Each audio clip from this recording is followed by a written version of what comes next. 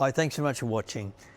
I got a great phone call from a client of mine recently, and I've mentored this particular gentleman now for probably more like 10 or 12 years on and off. And our relationship started, he saw me at a conference and he went away and he wrote out his 100 things that he wanted to achieve. And one of the things he wanted to achieve was to become the state manager of this particular organisation. And what was really interesting, he was a business development manager at the time, and the actual state manager role came up. And he went and knocked on the national sales manager's door and said, oh, I'd like to apply for this. And he said, don't apply for it. And he said, why not? He said, you won't get it. And he said, oh, well, I'd like to just put my, no, you don't have the skills, you don't have the talent, you don't have the capacity or capability to do that role. And it was a pretty blunt conversation, I might add. But to this gentleman's credit, he took that as a challenge. And he contacted me, he said, I'd like you to mentor me. How much would that cost? Anyway, we agreed on a mentoring package, and I just worked with him on his confidence and his presence and his presentation skills and how he planned out his day. And I got a phone call from him just recently, about 3 weeks ago, and I said, how's your year been? He said, we're coming up to our end of financial year, and he said, I am 200% above budget.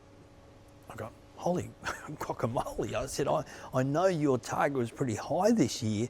What's happened? He said, well, a couple of years ago we ran a goal setting session for all our people just about their personal goals because they work really hard and I wanted to give them something back. And by the way, I might add that he actually invested in himself. It wasn't the company that put on, that provided the mentor program with me.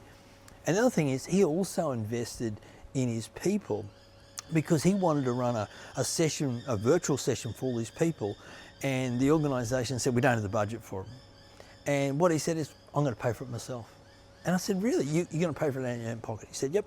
And I gave him a super special deal because, you know what, I honestly believe that when you invest in yourself, when you invest in particular for him, in his business and in his people, I'm going to look after him. Anyway, long story short, that was a couple of years ago, and his team has been on fire. And when I say team, he's got probably 60 or 70 people as now, not just the state manager, but the national manager. So he replaced the guy that said, you're not going to make it, it's a wonderful, wonderful story. But the beautiful thing about this story is that he has always invested in himself along the way. And he has always invested in his people. And when your team know that you invest in you, they'll go the extra mile. And that's exactly what's happened. And they've shot the lights out and they've absolutely killed their budget.